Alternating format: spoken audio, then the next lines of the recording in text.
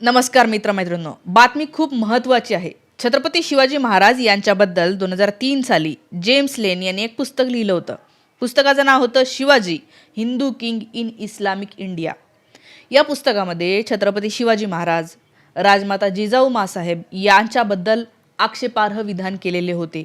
बरेच स्टेटमेंट इतके चुकीचे केलेले होते आणि हे जे काही त्यांनी लिहिलेलं होतं जेम्स लेननी, ते खरं तर आपल्या इथलेच काही फुटीर लोक आहेत. त्यांनी त्या जेम्स लेनला तसं सांगितलं की शिवाजींचं असं आहे, तसं आहे, तसं होतं. ते त्यांनी तसं लिहिलं. तर आता ह्या सगळ्या कुजबुज गँगला आणि ते पुस्तक प्रकाशन करणाऱ्या ऑक्सफर्ड या प्रकाशन संस्थेलाही माफी मागावी लागलेली आहे. आज 22 वर्षानंतर यांनी माफीनामा इंग्रजी पेपरमधून प्रसिद्ध केला आहे. नॅशनल लेवलच्या पेपरमधून प्रसिद्ध केला आहे. कोणी कोणी माफी मागितली तेही मी सांगते. हे प्रकरण काय आहे तेही मी सांगते. माफी कोणी मागितली मी तुम्हाला सांगते. सय्यद मंजर खान हे ऑक्सफर्ड युनिव्हर्सिटी प्रेस इंडियाचे संपादक होते, त्यांच्याकडून माफी आलेली आहे. दुसरं आहे डॉक्टर श्रीकांत बहुळेकर, टिळक महाराष्ट्र विद्यापीठ पुणे, संस्कृत विषयाचे प्राध्यापक होते. त्यांनी पण चुकीची माहिती दिलेली होती, जी माहिती रेफर केलेली नव्हती, जी माहिती खरी नाही आहे हे तपासलेलं नव्हतं, म्हणजे थोडक्यात ती माहिती खोटी होती, अशा माहितीबद्दल माफी मागितलेली आहे. सुश्री सुचेता परांजपे, टिळक महाराष्ट्र विद्यापीठ पुणे इथं प्राध्यापिका असलेल्या, त्यांना सुद्धा माफी मागावी लागलेली आहे. आणि श्री VL मंजुळ भांडारकर संस्थेचे ग्रंथपाल यांनी सुद्धा माफी मागितली. कशासाठी? हे काहीच्या काही अमेरिकन तो लेखक, त्याला शिवाजी महाराजांबद्दल लिहायचं होतं, तर तो कोणाला विचारणार? इथल्याच इतिहासाचा अभ्यास करणाऱ्या, इथले संदर्भ घेऊन तो लिहिणार होता. त्याने लिहिलंही. आणि इथल्याच काही लोकांनी मुद्दामून काहीतरी कारस्थानपणा करायचा, तर त्याला काय काय गोष्टी पुरवल्या, काहीही गोष्टी, आणि त्याने तसं ते लिहिलं तिथे. त्याला सांगितलं की हा पुरावा आहे, त्याने तो पुरावा ग्राह्य धरला आणि इतकं चुकीचं लिहिलेलं होतं. आता मी ते बोलू पण नाही शकत. म्हणजे ते मागे कोरटकरने, आपले इंद्रजित सावंत इतिहासकार, त्यांना फोन करून जे घाणघाण बोलला होता ना कोरटकर, तसं सगळं ह्या पुस्तकामध्ये बऱ्याच गोष्टी होत्या.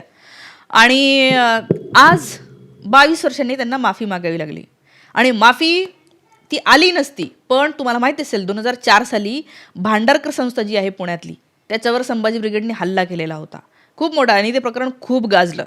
अनेक लोक म्हणायला लागले, काय यांना कळतं की नाही, इतिहास संशोधन करणाऱ्या लोकांवर हल्ला केला. पण आपल्या भारतामध्ये तुम्हाला माहिती आहे, छत्रपती शिवाजी महाराज यांचे तर कितीतरी पुरावे इथल्याच घरभेद्यांनी खाऊन टाकलेले आहे, गिळून टाकलेले आहे, नष्ट केलेले आहे. कशामुळे? तर त्यांचे काही पूर्वज यांनी शिवाजी महाराजांना कसा त्रास दिला, राज्याभिषेक होऊ नये म्हणून कसं थांबवलं, कारस्थानं कशी केले, संभाजी महाराजांचे मारण्याचे कारस्थानं कसे केले, हे सगळं त्यात लिहिलेलं होतं. बऱ्याच लोकांनी काय काय लिहून ठेवलेलं होतं. ते पुरावे बरेच नष्ट केले. आणि तरीही इतिहास हा काय असा पूर्ण मिटवता येत नसतो. त्यामुळे काही ठिकाणचे पुरावे जे मिळालेले, त्याच्या आधारावर आज आपण सांगतो की शिवाजी महाराजांचा राज्याभिषेक नाकारलेला होता. आणि जे काय म्हणूया, शिवाजी महाराजांचे ते गुरु नव्हतेच कधी, रामदास स्वामी, जे थपवले जातात आपल्यावर संघ परिवार भाजपकडून, ते गुरु नव्हते, ते होते. तो माणूस चांगला होता. त्यांनी काय, ठीक आहे, त्यांनी बरंच काय काय लिहिलेलं आहे, ते सगळं आहे, पण ते गुरु नव्हते. आणि ते गुरु का करवतात? तर ते बाबा कोणीतरी एक कसं काय क्षत्रिय किंवा दुसऱ्या कुठल्या जातीतला माणूस असा मोठा होऊ शकतो, मग त्याला कोणीतरी ब्राह्मण व्यक्ती हीच गुरु असली पाहिजे, म्हणूनच तो मोठा झालेला असेल, त्याच्याशिवाय तो होऊच शकत नाही, असं दाखवण्यासाठी हे करतात. अर्थात सगळे तसे नसतात, पण काही लोकांनी हे केलं आणि आज त्यांना माफी मागावी लागली. म्हणजे मधल्या काळामध्ये जे संभाजी ब्रिगेडच्या विरोधात काही लोक म्हणतात नाही, हे संभाजी ब्रिगेड काय असं करते आणि हे एकेरीच नाव काय ठेवलंय, ते भाजपच्या काही कार्यकर्त्यांनी मागे नाही का संभाजी ब्रिगेडचे प्रवीण गायकवाड यांच्यावर हल्ला केला, म्हणे काय या संस्थेचं नाव संभाजी. अरे तुम्ही एखादा इतिहासाचा याच्यावर शिवाजी महाराजांचा अपमान होत असेल, तो थांबवण्यासाठी काय केलं का? कोरटकरच्या घरावर ते गेले का? नाही गेले.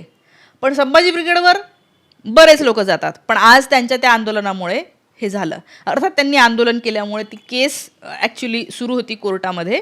आणि इंद्रजित सावंतांनी आज फेसबुकला खूप मोठं व्यवस्थित लिहिलं आहे की हे कसं काय काय झालं. आता मी ते पूर्ण वाचत नाही, पण तरी तुम्हाला सांगते की हे काय झालेलं होतं. आणि इंद्रजित सावंत असं म्हणतात की हे उदयनराजे भोसले जे आहेत त्यांनी फॉलोअप घेतला, त्यांनी ते पाठपुरावा केला, वकील लावले, आणि हा जो काही अपमान झालेला होता की म्हणजे कुठेतरी इनडायरेक्टली असं सांगण्यात येतं ना, की शिवाजी महाराजांनी लहानपणीपासून आपल्या वडिलांना फार पाहिलंच नाही. मग ते लाल महालामध्ये नाही का दादोजी कोंडदेव आणि जिजामाता यांचं पुतळे बाजूला बाजूला ठेवून शिवाजी महाराज नांगर हाकत आहे असं दाखवलं. जणू काय दादोजी कोंडदेव हेच त्यांचे वडील होते असं इनडायरेक्टली बिंबवण्याचा प्रयत्न अनेकदा इतिहासाच्या पुस्तकातून होण्यापेक्षा शिक्षकांच्या तोंडातून जास्त झालेला आहे. काही एका विशिष्ट वर्गातले लोक आहेत, विशिष्ट विचारधारेचे लोक आहेत की ज्यांना हे थोपवायचं असतं की दादोजी कोंडेंनीच त्यांना शिकवलं, दादोजी कोंडदेव असं तसं काही नव्हतं. कुठलाही जर इतकं महत्त्वाची व्यक्ती ती असती दादोजी कोंडदेव तर अनेक पत्रांमध्ये उल्लेख असते शिवाजी महाराजांच्या. काहीतरी असतं पण तसं नाही आहे. आणि त्यामुळे शिवाजी महाराजांचे गुरु कोण, तर त्यांची आई जिजामाता आणि त्यांचे वडील शहाजीराजे. आणि ह्याच सगळ्या गोष्टी बऱ्याच कॉन्ट्रोवर्सी होत्या की दादोजी कोंडदेव हे त्याच्या वडिलांसारखे होते असं या जेम्स लेनच्या पुस्तकामध्ये लिहिलेलं होतं. ते खरं तर खोडं आहे.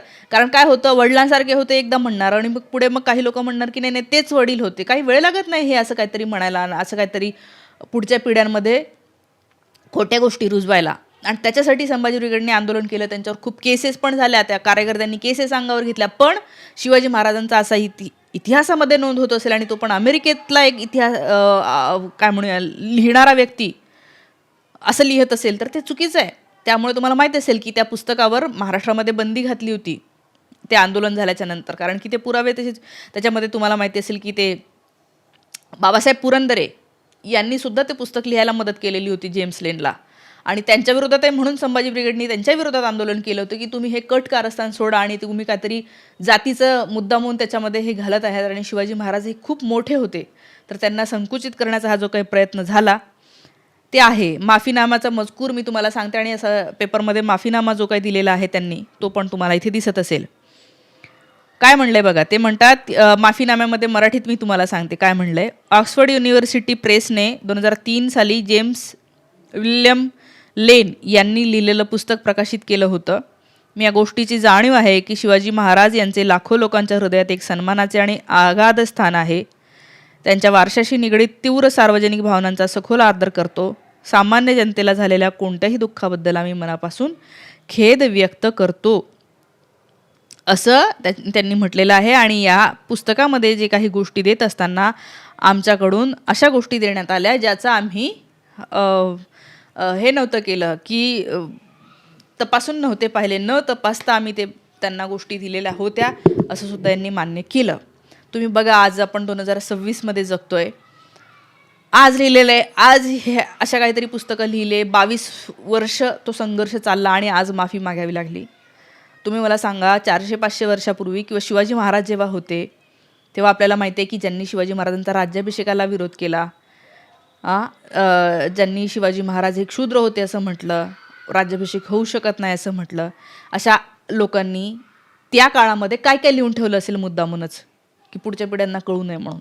याचा थोडक्यात मला असं वाटतं की आपण विचार करायला पाहिजे. अर्थात माफी काय, त्यांनी नुकसान भरपाई द्यायला पाहिजे आणि त्या पुस्तकावर तर पूर्णपणे बंदी यायला पाहिजे. शिवाय हे जे कोण आहेत ना, जी नावं मी तुम्हाला घेतली वरपासून खालपर्यंत सगळे, संपादकापासून ते टिळक महाराष्ट्र विद्यापीठाचे जे कोण होते ते, त्या सगळ्यांकडून भरपूर दंड आणि त्यांना शिक्षा सोडावायला पाहिजे. कारण की छत्रपती शिवाजी महाराज यांच्याबद्दल त्यांनी अशा गोष्टी सांगितलेल्या आहे. इथून पुढे कोणाची पण जीभ चळचळली पाहिजे की आपण असं काहीतरी बोलतो. जसं परवाच्या दिवशी तो शिवाजी महाराज पाटीदार होते असं काहीतरी कोणीतरी बोलला, तो कोरटकर काहीतरी घाण बोलून गेला. आजही मोकाट फिरतो आहे. देवेंद्र फडणवीस मुख्यमंत्री आहे, त्यांचा तो मित्र आहे आणि तरीही तो मोकाट फिरतोय. कारण काय आहे हे मला असं वाटतं आपण विचार करायला पाहिजे. आज इथेच थांबते. Thank you so much.